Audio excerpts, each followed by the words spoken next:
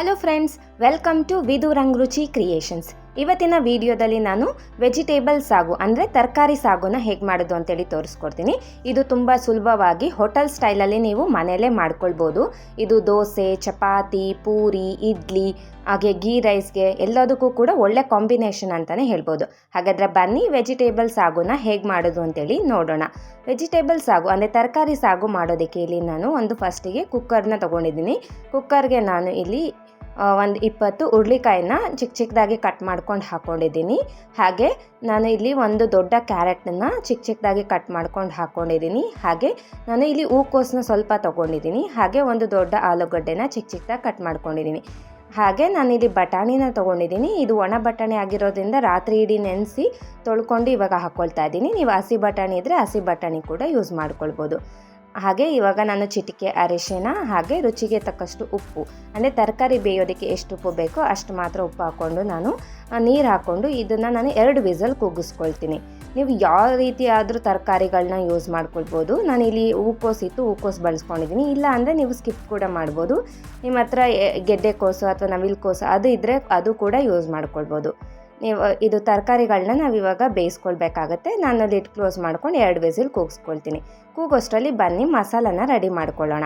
ಮಸಾಲ ಮಾಡೋದಕ್ಕೆ ನಾನಿಲ್ಲಿ ಫಸ್ಟು ಒಂದು ಜಾರಿಗೆ ನಾನು ಕಾಯಿ ತುರಿನ ಹಾಕ್ಕೊಳ್ತಾ ಇದ್ದೀನಿ. 1 ಬಟ್ಲಷ್ಟು ಕಾಯಿ ತುರಿ, ಹಾಗೆ 4 ಗೋಡಂಬಿ, 1 ಟೇಬಲ್ ಸ್ಪೂನ್ ಅಷ್ಟು ಹುರ್ಗಡ್ಲೆನ ಹಾಕ್ಕೊಳ್ತಾ ಇದ್ದೀನಿ, ಅಂದರೆ ಕಡಲೆಪಪ್ಪು.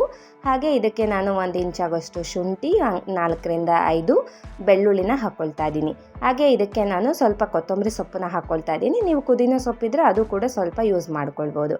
ಹಾಗೆ ಇದಕ್ಕೆ ನಾನು ಒಂದು 5 ಹಸಿಮೆಣ್ಸಿನ್ಕಾಯಿನ ಹಾಕ್ಕೊಳ್ತಾ ಇದ್ದೀನಿ. ಹಾಗೆ ಒಂದು ಅರ್ಧ ಇಂಚಷ್ಟು ಚಕ್ಕೆ, ಹಾಗೆ ಒಂದು 2 ಲವಂಗನ ಹಾಕ್ಕೊಳ್ತಾ ಇದ್ದೀನಿ. ಹಾಗೆ ಒಂದು ಸ್ವಲ್ಪ ಕಾಳುಮೆಣಸನ್ನ ಹಾಕ್ಕೊಳ್ತಾ ಇದ್ದೀನಿ. ಹಾಗೆ ಒಂದು ಏಲಕ್ಕಿ. ಇವು ಮಸಾಲೆನ ಜಾಸ್ತಿ ಹಾಕ್ಕೊಳ್ಳೋಕೆ ಹೋಗಬೇಡಿ, ಚಕ್ಕೆ ಲವಂಗ ಎಲ್ಲ ನಾನು ಎಷ್ಟು ತೋರಿಸಿದ್ದೀನಿ ಅಷ್ಟೇ ಹಾಕ್ಕೊಳ್ಳಿ. ಹಾಗೆ ಇಲ್ಲಿ ಒಂದು ಸಣ್ಣ ಈರುಳ್ಳಿನ ದಪ್ಪ ದಪ್ಪಗೆ ಕಟ್ ಮಾಡ್ಕೊಂಡು ಹಾಕ್ಕೊಂಡಿದ್ದೀನಿ. ರುಬ್ಬೋದಕ್ಕೆ ಎಷ್ಟು ನೀರು ಬೇಕೋ ಅಷ್ಟು ನೀರು ಸೇರಿಸ್ಕೊಂಡು ಇದನ್ನು ನಾನು ನುಣ್ಣಗೆ ರುಬ್ಕೊಂಡು ಬರ್ತೀನಿ. ಅಂದರೆ ನೀವು ಚಟ್ನಿ ಅದಕ್ಕೆ ರುಬ್ಕೊಳ್ಬೇಕಾಗತ್ತೆ. ನೋಡಿ, ಈಗ ನಾನು ಇದನ್ನು ನುಣ್ಣಗೆ ರುಬ್ಕೊಂಡು ಬಂದಿದ್ದೀನಿ. ನೋಡಿ ಯಾವ ರೀತಿಯಾಗಿ ಪೇಸ್ಟ್ ಥರ ರುಬ್ಕೊಂಡಿದ್ದೀನಿ ಅಂತೇಳಿ. ಈ ರೀತಿ ನುಣ್ಣಗೆ ರುಬ್ಕೊಳ್ಬೇಕಾಗತ್ತೆ. ನೀವು ಪುದೀನ ಸೊಪ್ಪಿದ್ರೆ ಸ್ವಲ್ಪ ಪುದೀನ ಸೊಪ್ಪನ್ನು ಕೂಡ ಸೇರಿಸ್ಕೊಳ್ಬೋದು, ತುಂಬ ಟೇಸ್ಟಿಯಾಗಿರುತ್ತೆ. ಬನ್ನಿ ಈಗ ಒಗ್ಗರಣೆನ ಮಾಡ್ಕೊಳ್ಳೋಣ. ಮೊದಲಿಗೆ ನಾನು ಗ್ಯಾಸ್ ಅಂಟಿಸ್ಕೊಂಡು ಒಂದು ಪಾತ್ರೆನ ಇಟ್ಕೊಳ್ತಾ ಇದ್ದೀನಿ.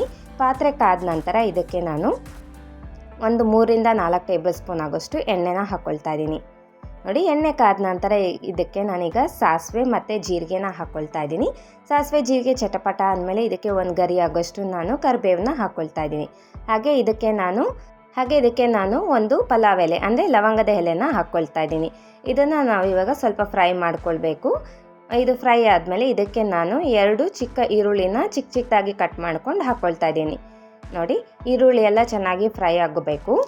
ಇದಂತೂ ತುಂಬ ಟೇಸ್ಟಿಯಾಗಿರುತ್ತೆ, ಹಾಗೆ ಹೆಲ್ತ್ಗೂ ಕೂಡ ಒಳ್ಳೆಯದು.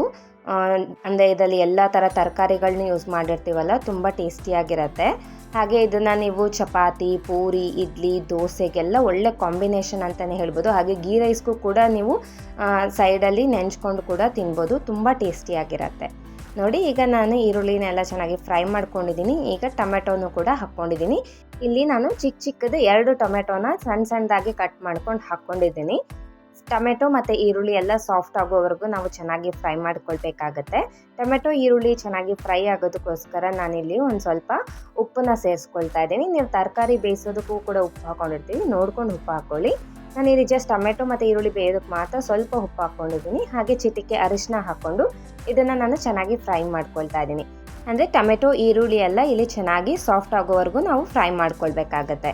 ಇನ್ನು ಯಾರಾದರೂ ನಮ್ಮ ಚಾನಲ್ಗೆ ಸಬ್ಸ್ಕ್ರೈಬ್ ಮಾಡ್ಕೊಂಡಿಲ್ಲ ಅಂದರೆ ಸಬ್ಸ್ಕ್ರೈಬ್ ಮಾಡ್ಕೊಳ್ಳಿ. ಹಾಗೆ ವಿಡಿಯೋ ಇಷ್ಟ ಆದರೆ ಲೈಕ್ ಆ್ಯಂಡ್ ಶೇರ್ ಮಾಡೋದನ್ನ ಮರಿಬೇಡಿ. ನೋಡಿ, ಈಗ ಟೊಮೆಟೊ ಮತ್ತು ಈರುಳ್ಳಿ ಎಲ್ಲ ಚೆನ್ನಾಗಿ ಫ್ರೈ ಮಾಡ್ಕೊಂಡಿದ್ದೀನಿ. ಈಗ ನಾವು ರುಬ್ಬಿಟ್ಕೊಂಡಿರೋಂಥ ಮಸಾಲಾನ ಹಾಕ್ಕೊಳ್ಬೇಕಾಗತ್ತೆ.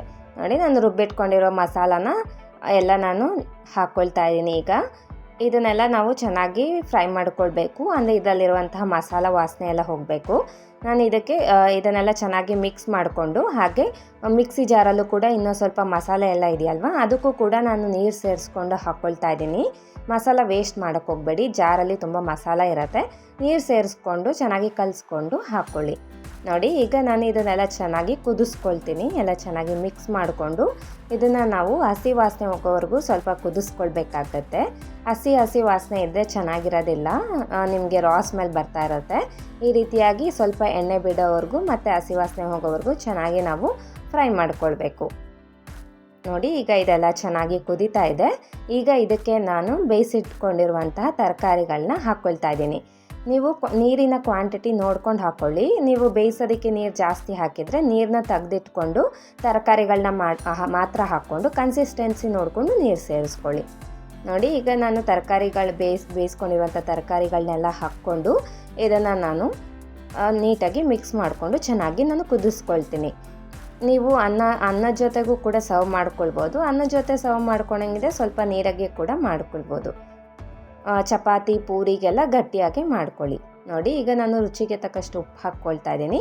ನೀವು ಟೇಸ್ಟ್ ನೋಡಿಕೊಂಡು ಉಪ್ಪು ಬೆರೆಸ್ಕೊಳ್ಳಿ. ಯಾಕೆಂದರೆ ತರಕಾರಿ ಬೇಯಿಸೋದಕ್ಕೂ ಹಾಕ್ಕೊಂಡಿದ್ವಿ ಮತ್ತು ಟೊಮೆಟೊ ಈರುಳ್ಳಿ ಬೇಯಿಸ್ಬೇಕಾದ್ರೂ ಉಪ್ಪು ಹಾಕ್ಕೊಂಡಿರ್ತೀವಿ. ಸೊ ನೋಡಿಕೊಂಡು ಉಪ್ಪು ಸೇರಿಸ್ಕೊಂಡು ಮಿಕ್ಸ್ ಮಾಡ್ಕೊಂಡು ಇದನ್ನು ಚೆನ್ನಾಗಿ ನಾವು ಕುದಿಸ್ಕೊಳ್ಬೇಕಾಗತ್ತೆ.